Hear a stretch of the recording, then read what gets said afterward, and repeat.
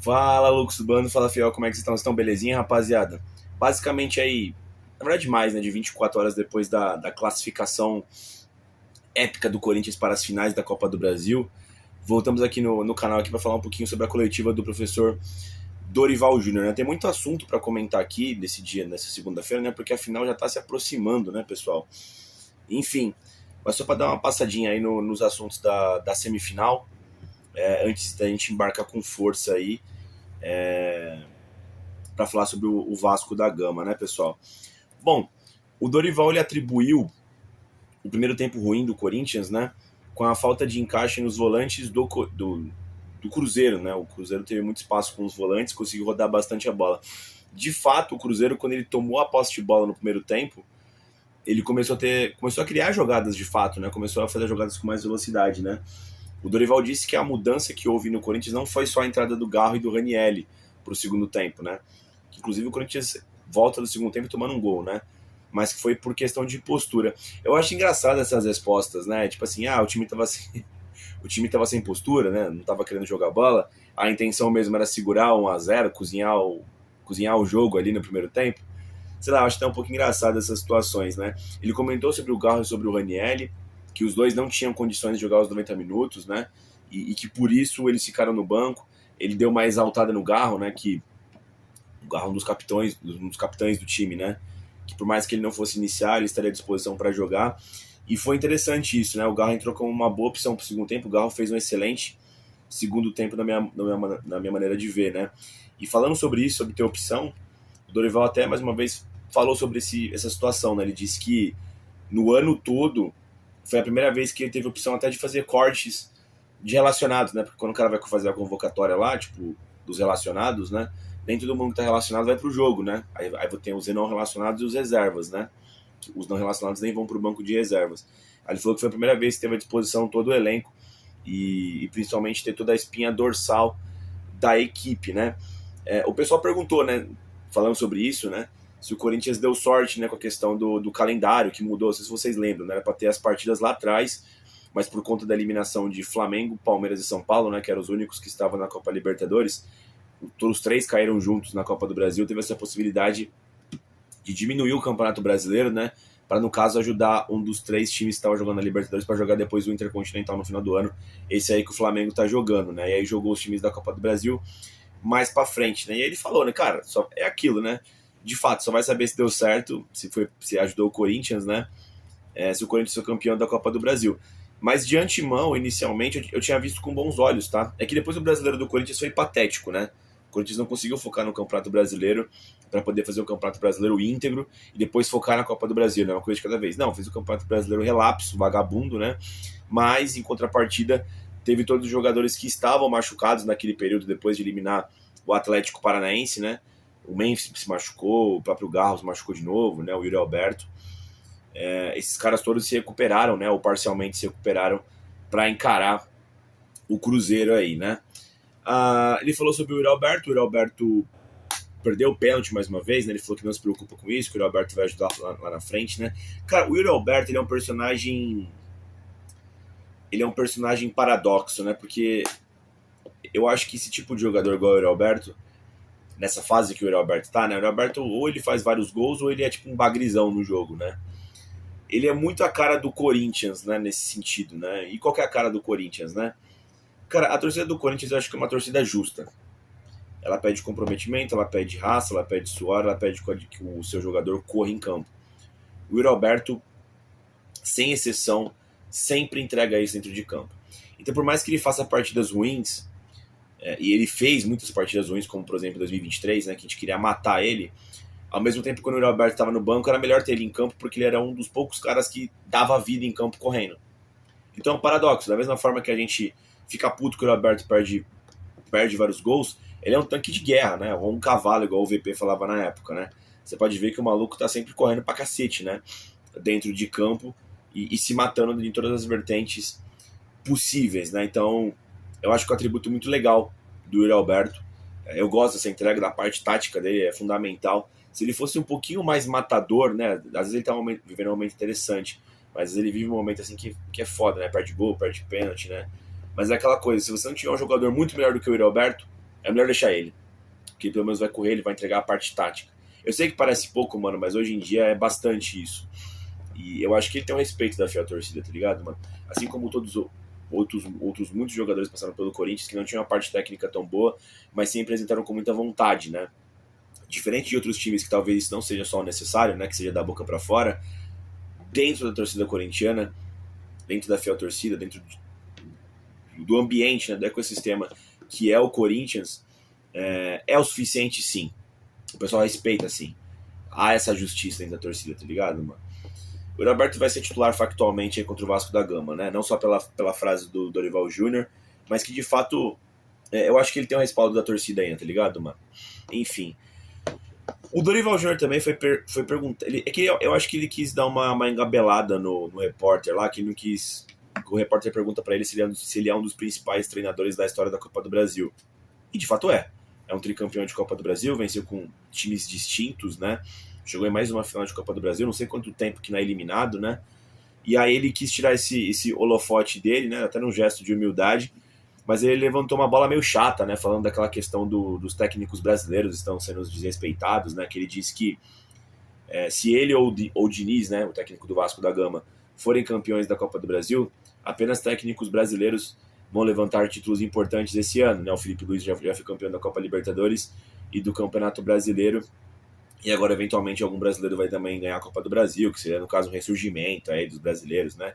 Cara, eu acho que em certa parte ele tá certo, em certa parte ele acho que só deu um somebody love ali, né? Eu não concordo, na verdade, né? Cara, eu acho que técnico bom não tem nacionalidade, tá ligado, mano? Não tem. Eu acho que a gente sim vive, né, uma safra de técnicos um pouco ruins, a grande verdade, tá ligado, mano? Que não vingaram. Que nem da nova geração que eu pensei que iriam pra frente. Você tem o Fábio Carille, que ganhou o Campeonato Brasileiro com o Corinthians e um tricampeonato paulista. Não virou nada.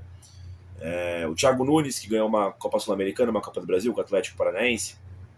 Também não passou pro próximo step. Você tinha o Carpini aí, que fez bons trabalhos, mas também no São Paulo sucumbiu. O Jair Ventura, que fez trabalhos... Pô, ele quase ganhou uma Copa do Brasil com o Corinthians, né? Mas já fez trabalho bom no Botafogo, mas sucumbiu, né? Então, tipo assim, não teve uma renovação gradual, né? Nesse meio tempo, os grandes técnicos brasileiros foram ficando mais velhos, foram ficando mais ultrapassados, não teve essa renovação, né? Abel Braga, Maurício Ramalho, Tite, Filipão, Luxemburgo, né? Ficou uma lacuna, tá ligado, mano? E eu acho que também, uma grande parcela também, mano, o pessoal bota muita culpa na mídia, né? Mas eu acho que vem muito da frouxidão das diretorias. Cara, existem vários trabalhos de técnicos, né? Por exemplo, eu não teria mandado embora o Ramon Dias, vocês sabem disso. Não teria mandado embora o Ramon Dias, eu achei uma péssima escolha naquele momento, né? Depois de tudo que ele passou, ele ser mandado embora depois de uma derrota no Campeonato Brasileiro, pra mim não fez o menor sentido, né? Mas enfim, a loucura que o futebol brasileiro vive, cheio de resultados. Nós temos aqui muitas equipes grandes, muitas equipes tradicionais, a pressão é alta em todas as equipes, e diferente da Europa, que cada país tem no máximo 2, 3 que podem ser campeões ali, tu não vai fugir disso, né? Então se o cara não é campeão, é o segundo. Aqui, mano, se você não é campeão, você pode ser rebaixado, tá ligado, mano? Você tem ao menos 12 grandes equipes do futebol brasileiro. Claro que você tem ali 5, 6 ali que são, eu acho, né, um pouco maiores ali do que os demais, mas você tem 12 equipes ali que, pô, tem muita torcida, tá ligado, mano? São relevantes em seus estados, em sua cidade, sabe, mano? Então é difícil você agradar todo mundo, né? Você tem pouco título para muito time grande, né, mano? Então tem essa loucura de demissão de técnico. E assim, não é uma coisa nova, né? Sempre teve. Só que eu acho que. Eu acho que houve sim ali um rompimento, uma. Como é que eu posso explicar? Uma disruptar, né? Enfim, houve de fato um rompimento, né? Ali de técnicos extremamente vitoriosos brasileiros para uma safra não tão vitoriosa, né? E veio combinado também com o não sucesso da seleção brasileira. Então uma coisa também leva a outra, tá ligado, mano? Enfim. Acho que o Dorival ele quis mudar um pouco de assunto ali, mas acabou entrando nesse assunto meio chato, né? Até porque ultimamente não foi muito legal, né? Quem conversou sobre isso, né? Não sei se vocês viram lá o Leão, o Oswaldo, né? Criticando lá os estrangeiros, tipo, um discurso meio xenofóbico, né? Não tá um momento muito legal para entrar nessa pauta, né? Mas ele acabou entrando, né? Bom, e falando sobre o Vasco da Gama, sobre as finais da Copa do Brasil, não sei se vocês viram aí, parece que o Corinthians e o Vasco da Gama entraram num acordo, cerca de 4 mil corintianos vão estar no Maracanã no domingo e cerca de 2.600 vascaínos estarão na Neoquímica Arena nessa próxima quarta-feira, né? Dá 5,1% do Maracanã para torcedores do Corinthians e 5,4% torcedores vascaínos na Neoquímica Arena, né?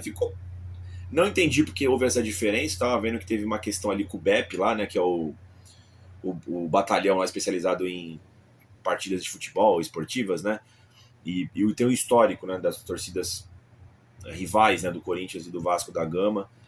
Talvez seja uma das, se não for a maior, uma das maiores rivalidades interestaduais do Brasil, principalmente entre torcidas, né? Sempre teve muitas confusões. Não sei se poderia liberar um pouco mais de corintianos lá no Maracanã, né? Querendo ou não, ficou elas por elas, né? O fato, eu acho que não podia ser igualitário o número de ingressos, tá ligado, mano? Não fazia o menor sentido, igual o Corinthians tinha negociado com o Flamengo. Vocês lembram lá o Duílio, que abriu as pernas em 2022? Era 2.500 flamenguistas aqui em Itaquera, 2.500 corintianos do Maracanã. Pô, isso não existe, né, mano?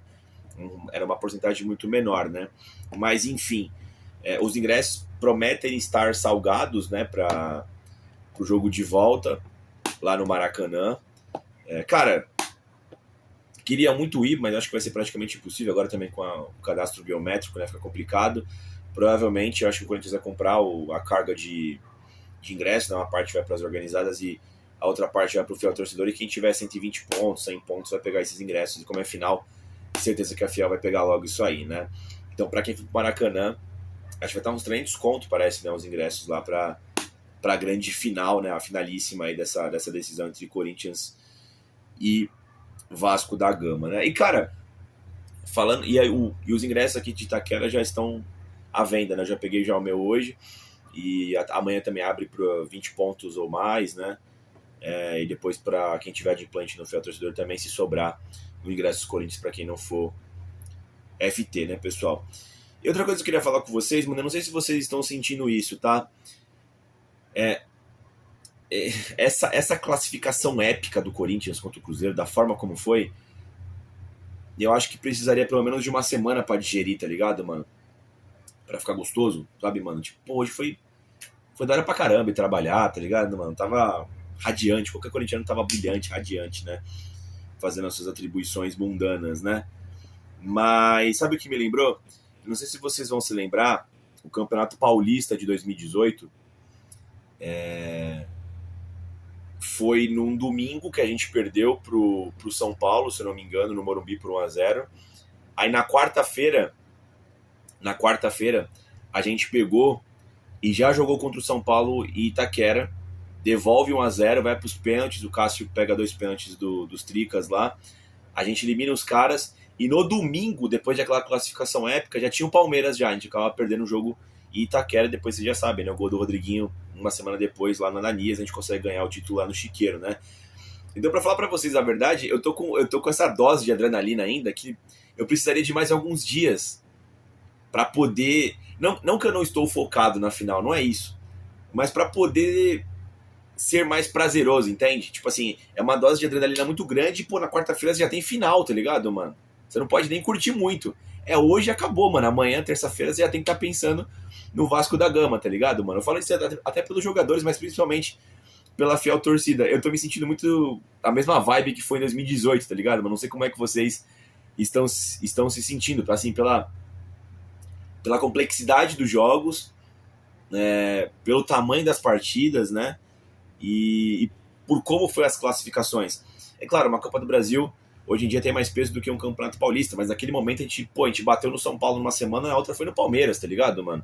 Agora a gente bate no Cruzeiro, depois no Vasco, por uma Copa do Brasil, tem a chance de tentar bater o Vasco, né? Por uma Copa do Brasil, tá ligado, mano?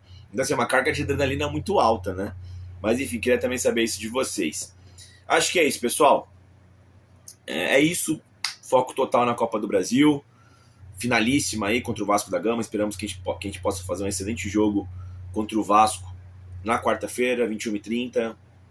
Quem for para a Arena já sabe, vamos trabalhar, tentar buscar esse resultado, levar um bom resultado pro Maracanã e, se possível, se sagrar campeão, trazer esse tetra para casa. É isso, tá, pessoal? E vai Corinthians!